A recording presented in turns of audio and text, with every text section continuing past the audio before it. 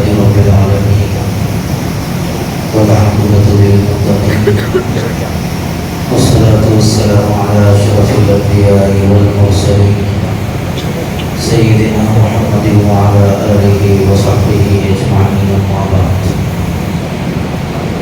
قابل قدر المعزز بزرگوں نوجوان بھائیوں،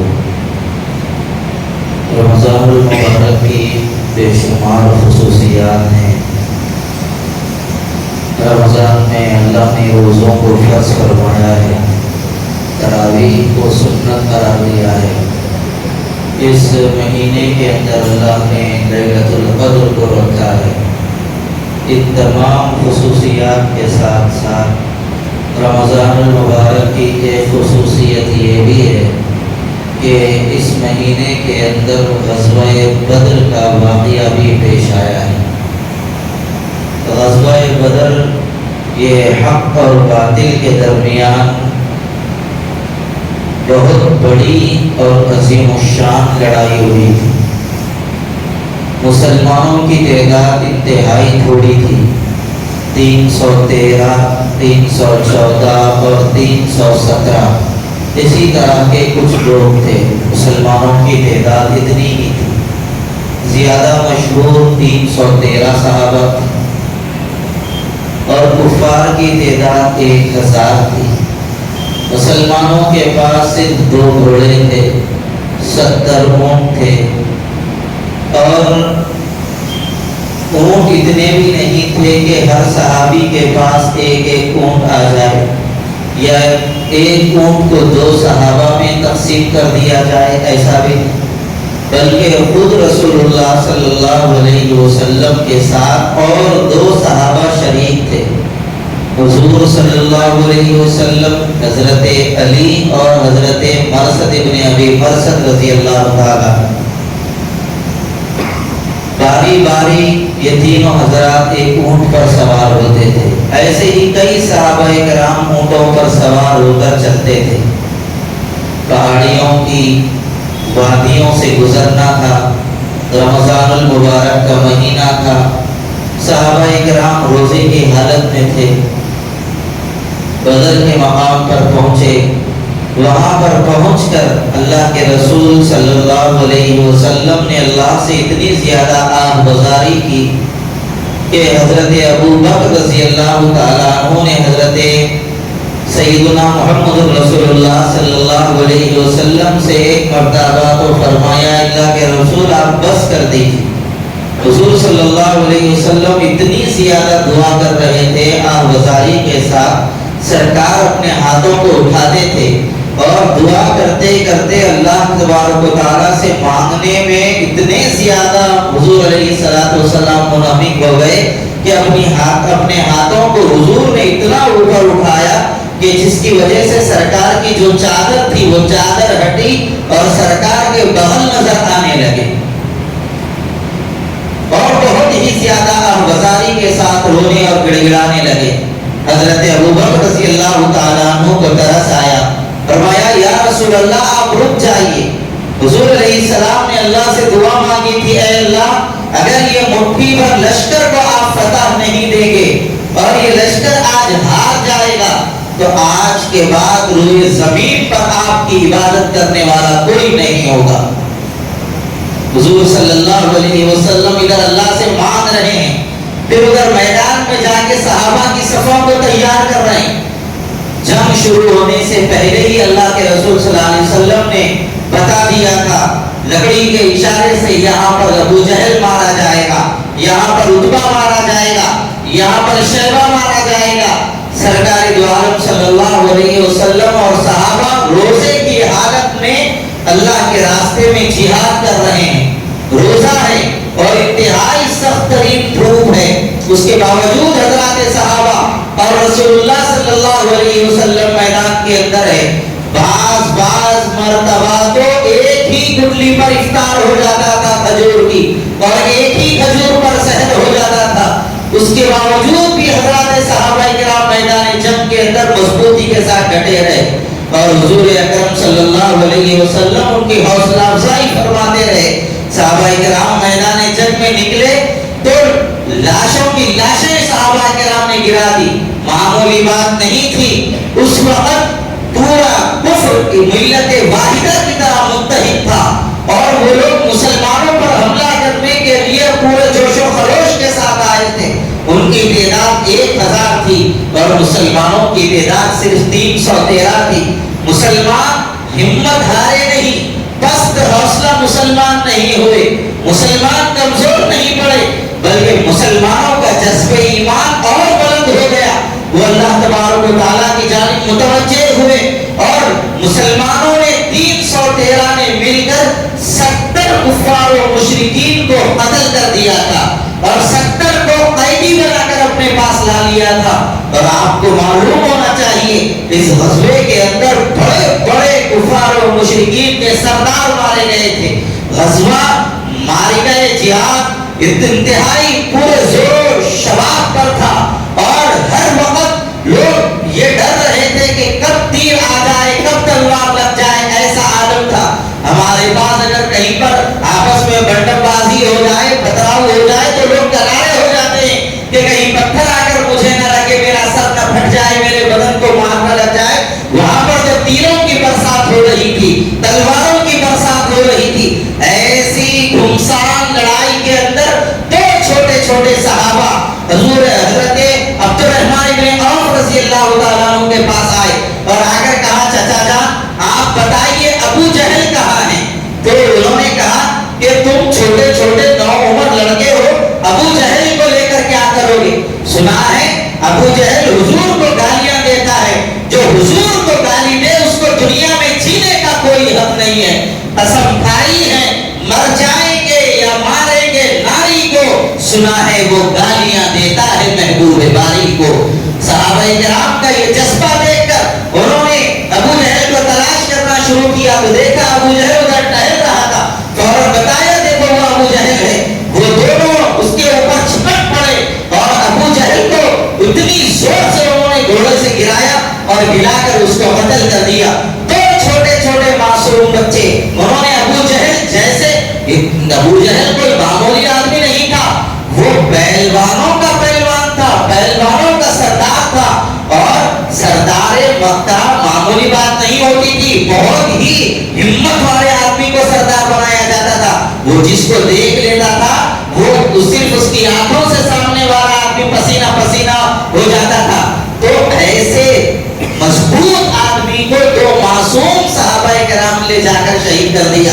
پھر دوڑے دوڑے سرکار کے پاس آئے اور سرکار کے پاس آ کر کہا یا رسول اللہ، دونوں صحابہ آپس میں کہہ رہے ہیں کہ اللہ کے رسول میں نے ابو جہل کو مارا ہے، دوسرے کہہ رہے ہیں حضرت معاذ کہہ رہے ہیں اللہ کے نبی میں نے ابو جہل کو مارا ہے، اور حضرت معوذ کہہ رہے ہیں اللہ کے نبی میں نے ابو جہل کو مارا ہے۔ سرکار نے فرمایا کیا تم لوگوں نے اپنے تلوار کے خون کو پوچھ لیا؟ تو انہوں نے کہا کہ نہیں۔ حضور علیہ السلام نے فرمایا ٹھیک ہے اپنی تلوار بتاؤ۔ جب ان دونوں صحابہ نے اپنی تلوار بتائی تو اللہ کے رسول نے دونوں کو دیکھ کر دونوں کو شاباشی دی اور فرمایا تم دونوں نے مل کر ابو جہل کو قتل کیا ہے۔ میرے بھائیوں، ایسا مارے گا مسلمان صحابہ روزے کی حالت میں تھے، اس کے باوجود اللہ کے راستے میں آ کر انہوں نے اتنا بڑا جہاد کیا۔ پھر اللہ کی مدد آئی، اللہ نے فرشتوں کو بھیجا، پھر اللہ تعالیٰ نے مسلمانوں کو فتح اور نصرت عطا فرمائی۔ اور قرآن میں اللہ تبارک و تعالیٰ نے اس کا نام یوم الفرقان رکھا، یعنی حق اور باطل کے درمیان تمیز کرنے والا دن۔ میرے بھائیوں، مسلمانوں کا ایک وقت وہ تھا جب 313 تھے، ہزاروں کے اوپر بھاری ہو جاتے تھے، اور آج ہم لاکھوں کی تعداد میں ہیں، لیکن آج ہم بے حیثیت ہیں اور ہمارا کوئی وقار نہیں، ہمارا کوئی مقام نہیں۔ لوگ ہمارے اوپر ظلم پر ظلم کیے جا رہے ہیں، کوئی آ رہا ہے اور مسلمانوں کے خلاف بکواس کیا جا رہا ہے، اور مسلمانوں کا اتنا بڑا اجتماع اور مسلمانوں کی اتنی بڑی جماعت رہ کر بے یار و مددگار نظر آ رہی ہے۔ میرے بھائیوں، آخر یہ بات کیوں ہے؟ اس کی بنیادی وجہ یہ ہے کہ ہمارے اندر اتحاد نہیں ہے، ہم ٹکڑیوں میں بٹ چکے ہیں، مسلکوں کے بھیٹ چڑھ چکے ہیں، ہم اپنے پتہ نہیں کس کے نام لیوا بن چکے ہیں۔ جب سے ہم نے اللہ کو اور اس کے رسول کو، اللہ رسول کے ماننے والوں کے ڈروں کو چھوڑ دیا ہے، ہم در در کے محتاج بن کے رہ گئے ہیں۔ آج نوبت یہاں تک آ گئی کہ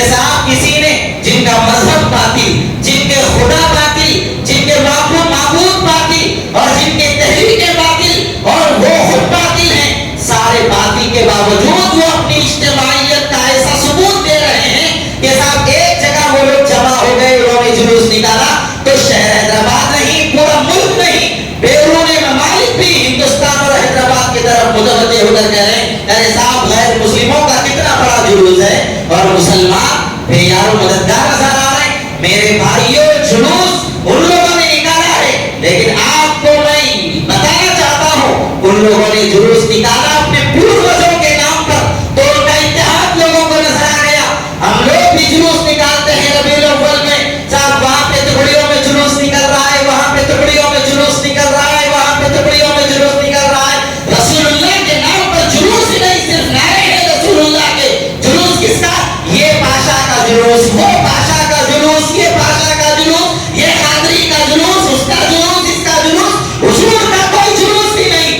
جب اتحاد ہمارے پاس نہیں، ہر محلے کا ایک جلوس، ہر گلی کا ایک جلوس، نتیجہ کیا ہوا؟ تمہاری حیثیت اور بھی زیادہ خراب ہو گئی. مسلمانوں کا اتحاد پارا پارا ہو کر رہ گیا. مسلمانوں کے اتحاد کی کوئی مثال نہیں ہے. اگر ربیع الاول ہی میں سارے مسلمان متحد ہو کر ایک جگہ جمع ہوتے یا ایک جلوس نکالتے تو پھر مسلمانوں کا روب اور دبدبہ بھی غیروں پر پڑتا تھا. لیکن آج ہم لوگوں کو اپنے مذہب سے زیادہ اپنے مسلک پیارے ہیں، رسول اللہ سے زیادہ اپنے پیر و مرشد پیارے ہو چکے ہیں. نتیجہ یہ ہوا جب ہم لوگوں نے خالق کو چھوڑ کر مخلوق کو اپنا لیا تو پھر اللہ نے بھی یہ کہہ دیا جاؤ میں تمہیں مخلوق کے حوالے کر دیتا ہوں. پھر اللہ کی نصرت اور اللہ کی مدد سے بھی ہم دور ہو گئے.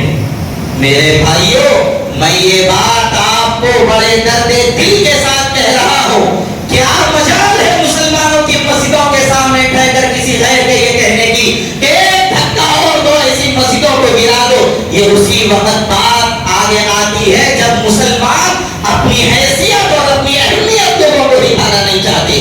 مسلمان مصلحت کے نام پر کمزور پڑتے چلے جا رہے ہیں. اس لیے میں نے بدر کا واقعہ اور بدر کا غزوے کا تذکرہ میں نے آپ کے سامنے صرف اور صرف اس لیے کیا ہے کہ آپ اللہ کے واسطے اپنے اندر جرأت پیدا کریں، ہمت پیدا کریں. یاد رکھ لیجئے اس بات کو، حضور علیہ السلام نے فرمایا وہ شخص کامل مومن ہی نہیں جس کے دل کے اندر جہاد کا جذبہ نہ ہو. ہم آئیں گے نہیں، ہم کسی کے سامنے برسر پیغام نہیں ہوں گے، لیکن جب موقع ہوگا اللہ اور اس کے رسول کے نام پر ہم تیار رہیں گے. ہمیں یہ حوصلہ یہ جذبہ اپنے اندر رکھنا ہے. حضرات صحابہ اور ان کی بیویاں جب بچے چھوٹے ہوتے تھے یہی چیزیں ان کو سکھائی جاتی تھی. آج ہم اپنے بچوں کو کیا سکھاتے ہیں؟ بڑے ہو کے تم یہ بنو، بڑے ہو کے تم وہ بنو، اتنے پیسے کماؤ، اتنے پیسے کماؤ، یہاں جاؤ وہاں جاؤ. آج مائیں بھی اپنے بچوں کو نہیں سکھاتی ہیں. آج مسجدوں میں دعائیں ختم ہو گئی ہیں. یہ اللہم ارزقنا شہادۃ فی سبیلک واجعل موتنا فی بلد حبیبک دعا صحابہ کرتے تھے. جب تک یہ دعا نہیں کرتے تھے صحابہ کی دعائیں ختم نہیں ہوتی تھی. اے اللہ تیرے راستے کی موت اور شہادت ہم کو عطا فرما، ہماری موت تیرے حبیب کے دیار میں نصیب فرما. جب تک صحابہ یہ دعا نہیں کرتے تھے ان کی دعائیں ختم نہیں ہوتی تھی. اور آج ہم ایسی دعائیں کرنے سے ڈر رہے ہیں. جب بدر کے میدان میں ابو جہل نے ایک آدمی کو بھیجا تھا جاؤ اور جا کے مسلمانوں کا جائزہ لے کر آؤ، تو وہ آدمی گیا اور مسلمانوں کا جائزہ لیا. اور مسلمانوں کا جائزہ لینے کے بعد ابو جہل کے پاس آیا اور آ کر یہ کہا مسلمانوں کی تعداد تو اتنی تھوڑی ہے کہ اگر ایک چھوٹا اونٹ بھی ذبح کر دیا جائے تو ان سب کے لیے کافی ہو جائے گا. یعنی ہم اونٹ کا گوشت عرب کے لوگ بہت کھاتے تھے. ہم مسالہ کھاتے ہیں، شوربہ کھاتے ہیں، گوشت کم کھاتے ہیں. اونٹ تو ہم لوگ کھاتے ہی نہیں ہیں. اور اگر کبھی کھائے تو صاحب لوگ پریشان ہو جاتے ہیں کہ صاحب اونٹ کا گوشت نہیں بنتا، ہمارے کو پیسے لگ جاتے ہیں، ہمارے کو بواسیر ہو جاتی. یہ صحیح بول رہا ہوں میں. ایک مرتبہ اونٹ کا گوشت ہم لوگوں نے کچھ لوگوں کے پاس بھیجایا تھا. دوسرے دن مجھے کئی لوگوں نے فون کر کے کہا کہ مول صاحب یہ گوشت آپ کھلائے، کھاتی میرے کو پیسے نہیں لیتے، کھاتی میرے کو پیسے نہیں کی وجہ سے خون نکلنا شروع ہو گیا. ہم اتنے ٹھنڈے قسم کے لوگ ہیں. وہ لوگ تو اونٹ کا گوشت کھاتے تھے تو اونٹ کچا کچا اونٹ اکیلے سے جو ہے نا بھون کے کھا لیا کرتے تھے. تو وہ کہنے لگے کہ ایک چھوٹا اونٹ ذبح کیا جائے تو سب کے لیے کافی ہو جائے گا، ان کی تعداد اتنی تھوڑی ہے. یہ سننا تھا. ابو جہل اور جوش میں آ گیا. اس نے ناچنے والی لوڈیوں کو بھی مکے سے لایا تھا، شراب پلایا تھا، شراب پیا، خوب نچایا، خوب موج و مستی کیا. اس کے بعد یہ کہا یہ ہمارے اونٹ کو جو رسیاں بندھی ہوئی ہیں یہ رسیاں کھولو اور ہم ان لوگوں کو یعنی یہ مسلمانوں کو رسیوں سے باندھ دیں گے اور اپنے اونٹوں سے سے باندھ کر گھسیٹتے ہوئے مکہ لے جائیں گے اور لے جا کر لوگوں کو بتائیں گے کہ اسلام جو پرانے مذہب سے پھرنے والوں کا کیا انجام ہوتا ہے، وہ لوگ ایسے ذلیل و خوار ہو کر دوبارہ مکے آ جائیں گے۔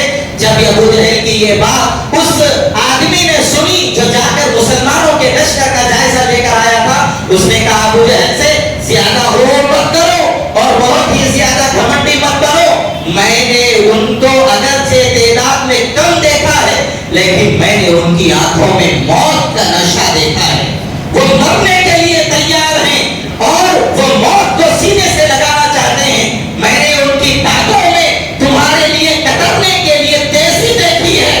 جب یہ بات اس نے کہی تو ابو جہل نے کہا اتنے تھوڑے سے لشکر کو ہم یوں میں نمٹ لیں گے، لہذا عیش و مستی میں رہے۔ پھر اس کے بعد جب صبح ہوئی تو اللہ تبارک و تعالیٰ نے مسلمانوں کو فتح عطا فرمائی۔ میرے بھائیوں یاد رکھ لو اس بات کو، جو قوم جینے کے لیے جیتی ہے ہر کوئی اس کو مار سکتا ہے، اور جو قوم مرنے کے لیے جیتی ہے وہ مارنے والے اس کو مر جاتے ہیں، وہ قوم ہمیشہ زندہ اور کامندہ رہتی ہے۔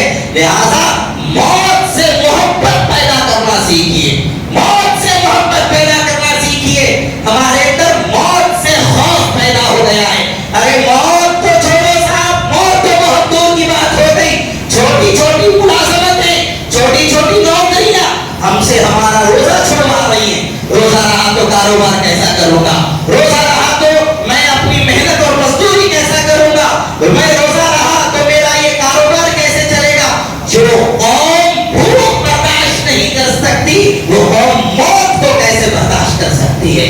اور ہم لوگوں کی ایمانی بے غیرتی کا عالم یہ ہے کہ نماز کا وقت ہوتا ہے، مؤذن اذان دے کر اللہ کی جانب بلاتا ہے، ہماری نمازیں ہم اپنی نمازوں سے 200 دور ہیں، اور ہم یہ سوچتے ہیں کہ اگر میں کاروبار چھوڑ کے نماز کو چلا جاؤں گا تو میرا اتنے کا نقصان ہو جائے گا، میرے گاہک واپس چلے جائیں گے۔ افسوس ہے مسلمانوں پر جن کے کاروبار ان کی نمازوں کو نماز سے دور کر رہے ہیں، وہ اپنی کاروبار کے لیے نماز چھوڑ سکتے ہیں اور اپنے کاروبار کے لیے وہ نماز چھوڑ سکتے ہیں، تو دین کے لیے اپنی جانوں کا نذرانہ وہ کیسے پیش کریں؟ ان کے نزدیک کاروبار پسند ہے، دین پسند نہیں، نماز پیاری نہیں، کاروبار پیارا ہے۔ میرے بھائیوں یاد رکھو اس بات کو، اللہ نے یہ جو زندگی ہمیں دی ہے کھانے کمانے کے لیے نہیں دی، یہ کرنا ضرور ہے، لیکن اس کے ساتھ اللہ نے جو ہمیں زندگی دی ہے وہ اپنی بندگی کے لیے دی ہے۔ یہ دنیا کے مردے ہوئے جنازے آپ دیکھ رہے ہوں گے، کئی لوگ ہیں بڑے بڑے بنگلے ان لوگوں نے بنائے، بڑے بڑے عالیشان محلات ان لوگوں نے بنائے، ان کے بڑے بڑے کاروبار تھے، کروڑوں ٹن ان کے مالوں کا آنا جانا تھا، کروڑوں روپیوں میں کھیلنے والے تھے، لیکن موت کا فرشتہ آیا، اچانک سارا کا سارا یہی قرار رہ گیا اور وہ یہ ساری چیزوں کو چھوڑ کر اللہ کو پیارے ہو گئے۔ جتنا کمایا تھا یہی چھوڑ دیا اور جو بچایا تھا وہ بھی یہیں پر چھوڑ دیا۔ اس لیے میرے بھائیوں یاد رکھو اس بات کو، ہم اللہ کے لیے جینا سیکھیں، اللہ کے لیے مرنا سیکھیں، اپنے اندر حوصلہ پیدا کریں، ہمت پیدا کریں۔ کسی کی بکواس، کسی کی تقریریں ہمارے حوصلوں کو پست نہیں کر سکتی، ہم کسی سے پست ہمت نہیں ہو سکتے، کسی سے مرعوب نہیں ہو سکتے۔ بولنے والا جو بھی ہو وہ بھاگے جیسے بھی بچ جائے، لیکن یاد رکھ لیجیے ہم اللہ کے رسول کے ماننے والے ہیں، ہمارے اندر حوصلہ اتنا بلند ہونا چاہیے کہ ساری دنیا بھی ہمارے سامنے مقابلے کے لیے آ جائے، ہم مقابلہ کرنے کے لیے تیار ہیں، اس لیے کہ ہم دنیا میں کسی کے غلام نہیں، ہم رسول اللہ کے غلام ہیں۔ صحابہ نے بدر کو فتح کیوں کیا تھا؟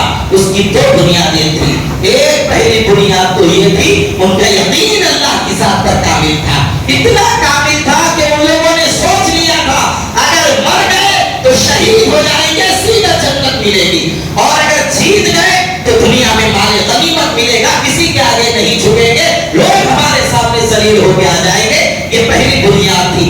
دوسری بنیاد یہ تھی انہوں نے حضور کی غلامی کو اپنی زندگی کا مقصد بنایا تھا، انہوں نے اوروں کی غلامی نہیں کی، پیسوں کی غلامی نہیں کی، سیٹوں کی مالکوں کی غلامی انہوں نے نہیں کی، انہوں نے غلامی کی تو صرف رسول اللہ کی غلامی کی۔ حضور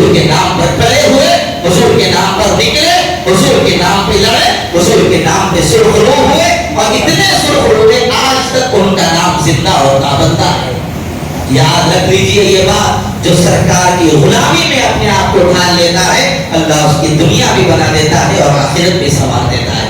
آج افسوس یہ ہے ہم حضور کی غلامی کو بھی اپنے مزاج کے مطابق بنانا چاہتے ہیں، جو ہمارے مزاج میں آئے وہ غلامی کرنے کے لیے ہم تیار ہیں، جو ہمارے مزاج میں نہ آئے اس سے ہم کو دور ہیں۔ اس لیے سرکار کی غلامی کو اپنی زندگی کا مقصد بنائیے۔ اور ایک بات اس موقع پر مجھے عرض کرنی ہے کہ رمضان المبارک کی ایک اہم ترین عبادت اعتکاف بھی ہے۔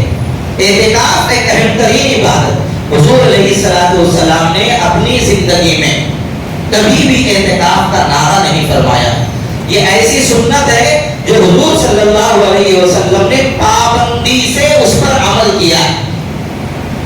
اور آپ کو یہ بات معلوم ہونا چاہیے کہ سرکار دو عالم صلی اللہ علیہ وسلم نے ایک مرتبہ تو ایک سال 20 دنوں کا اعتکاف فرمایا، اور وجہ یہ بتائی کہ ایک سال حضور اعتکاف نہیں کر سکے تھے تو حضور نے اس اعتکاف کی قضا تک فرمائی۔ اور مسلمانوں کا ایک بڑا طبقہ ایسا ہے، کسی کے 50 سال گزر گئے، کسی کے 70 سال گزر گئے، کسی کے 25 سال گزر گئے، کسی کی زندگی کے 30-35 سال گزر گئے، ان کی زندگی میں ایک مرتبہ بھی اعتکاف کی لذت میسر نہیں آئی۔ انہوں نے ایک مرتبہ بھی اعتکاف کی دولت سے اپنے آپ کو مالا مال نہیں کیا۔ کئی لوگ تو ایسے ہیں جو بغیر اعتکاف کے دنیا سے رخصت ہو گئے، ان کی زندگی میں ایک بھی اعتکاف نہیں آیا۔ اعتکاف کو آپ کیا سمجھتے ہیں؟ جس سنت کو حضور نے پابندی سے کیا ہو وہ معمولی چیز نہیں ہو سکتی ہے۔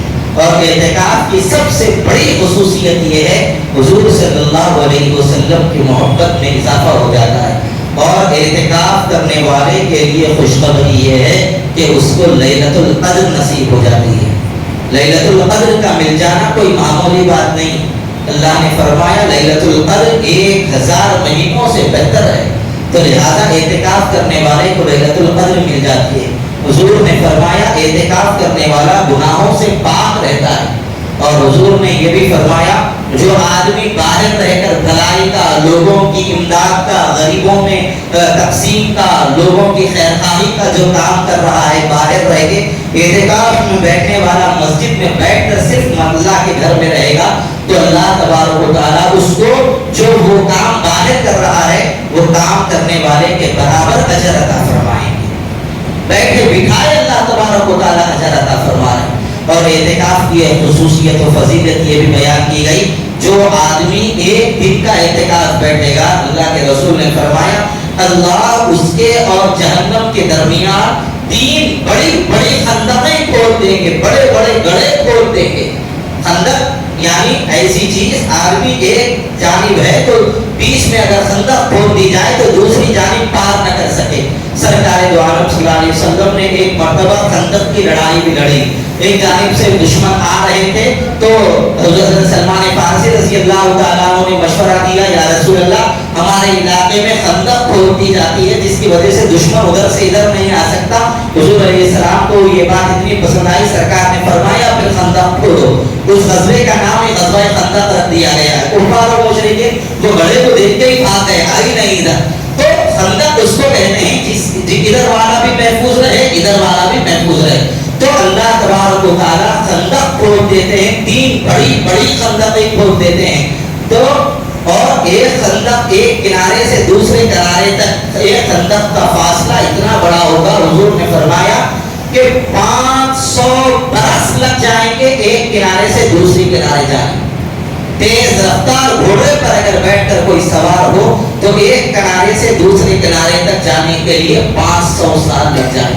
اور بعض روایتوں میں ہے آسمان اور زمین کی جتنی فاصلہ ہے دونوں کے درمیان اتنا بڑا فاصلہ ہے ایک خندق سے دوسرے خندق کے درمیان۔ ایسی 3 خندقیں اللہ تبارک و تعالیٰ ایک دن اعتکاف بیٹھنے والے کے لیے کھول دیتے ہیں۔ تو 3 خندقیں ایک دن اعتکاف بیٹھنے والے کے لیے کھولی جا رہی ہیں، تو جو 10 دنوں کا اعتکاف بیٹھے گا اس کے لیے کتنی بڑی خندقیں اللہ تعالیٰ کھول دیں گے، اور اس کے لیے جہنم سے کتنی بڑی دوری کے فیصلے اللہ فرمائیں گے۔ اس لیے میرے بھائیوں اعتکاف بیٹھیے. اعتکاف بہت بڑی دولت ہے. ہم 10 دن اگر اللہ کے لیے اپنے کاروبار کو آگے پیچھے کر کے اللہ کے گھر میں نہیں بیٹھ سکتے اور 10 دن اپنے کاروبار کو نہیں چھوڑ سکتے تو دل پہ ہاتھ رکھ کے بولو موت اچانک آ جائے گی تو کیسے چھوڑ کے جانا پڑے گا. یہ سب موت کی تیاریاں ہیں. یہ موت کی تیاریاں ہیں. ہمیں یہ تیاریاں کرنے کی ضرورت ہے.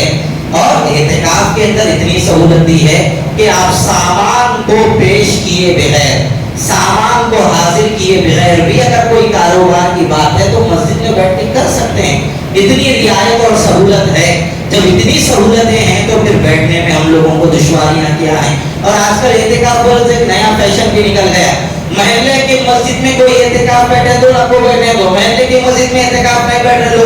میں فلاں جگہ جا کے اعتکاف بیٹھ رہا ہوں, میرے فلاں پیر و مرشد کے پاس میں اعتکاف بیٹھ رہا ہوں. یہاں سے جا رہے ہیں گجرات کو, یہاں سے جا رہے ہیں بریلی شریف کو, یہاں سے جب کہاں جا رہے گی بس دور دور جا رہے ہیں. کیا بولتے میں اپنے پیر و مرشد کے پاس اعتکاف بیٹھ رہا ہوں, محلے کی مسجد میں کوئی اعتکاف بیٹھنے والا نہیں. اس اعتکاف پر ثواب نہیں ملے گا, آپ کو گناہ ہوگا, کوئی ثواب نہیں ملے گا. اعتکاف بیٹھنے کا ہم پہلے اپنے محلے کی مسجد ہے, پھر اس کے بعد اگر محلے کی مسجد میں کوئی بیٹھ رہا ہے اعتکاف تو پھر آپ دوسری جگہ جائیے. ورنہ اعتکاف کی فضیلت جتنی زیادہ ہے اس کا گناہ بھی اتنا بڑا ہے. اعتکاف اگرچہ سنت کفایہ ہے لیکن یاد رکھیے اگر پورے محلے میں مسجد کے اطراف میں ایک آدمی بھی اگر اعتکاف نہیں بیٹھے گا مسجد میں تو پورا محلہ گنہگار ہوگا, پورا محلہ گنہگار ہوگا. اس لیے اپنے محلوں کی مسجد میں اعتکاف بیٹھنے کی کوشش فرمائیں.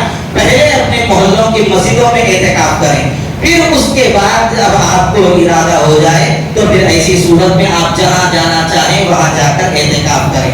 اسی طریقے سے رمضان المبارک کے اندر جتنا زیادہ ہو سکے آپ اپنے اوقات کو اللہ کی رضا, اللہ کی خوشنودی اور اللہ تبارک و تعالیٰ جن جن اعمال سے راضی ہوتا ہے ان کاموں کے اندر اپنے آپ کو لگائیں. اور رمضان المبارک میں ایک کام ذرا توجہ کے ساتھ ہم کریں. رمضان المبارک کا یہ جو مقدس مہینہ ہے یہ مہینہ لوگوں کو کھلانے کا مہینہ ہے. ہم لوگ کیا کر لیے, یہ مہینے کو خود کھانے کا مہینہ بنا لیے. اس سے ذرا احتیاط کریں. اور دوسری بات اور آخری بات آپ سے عرض کر رہا ہوں, رمضان المبارک میں اپنے اندر عاجزی پیدا کریں, انکساری پیدا کریں. میں بڑا ہوں, وہ چھوٹے ہیں, میں سیٹ ہوں, وہ میرے ملازم ہیں. یہ مزاج اپنا ختم کر دیں. رمضان المبارک کے اندر عاجزی اور عجز اور انکساری ہمارے اندر آنی چاہیے. جب یہ چیز ہمارے اندر آ جائے گی اللہ تبارک و تعالیٰ کی جانب سے ہم لوگوں کو سرفرازیاں ملتی رہیں گی. رمضان اسی لیے آیا ہے تاکہ بھوک کی شدت سے بندے کو یہ احساس ہو جائے میری حیثیت کیا ہے, میں کتنا کمزور بندہ ہوں. اس لیے اللہ تعالیٰ نے رمضان رکھا ہے. بہرحال رمضان المبارک میں روزے پورے رکھیے, عاجزی, انکساری, تواضع اختیار کیجیے اور جہاں تک ممکن ہو سکے دوسروں کے ساتھ خیرخواہی کا جذبہ اپنے اندر پیدا کیجیے. ہمت اور حوصلے سے کام لیجیے اور اللہ کی رضا کے لیے اپنے آپ کو جینے مرنے کے لیے تیار رکھیے. اللہ تعالیٰ صحیح علم و عمل کے اپنے کرم سے توفیق عطا فرمائے.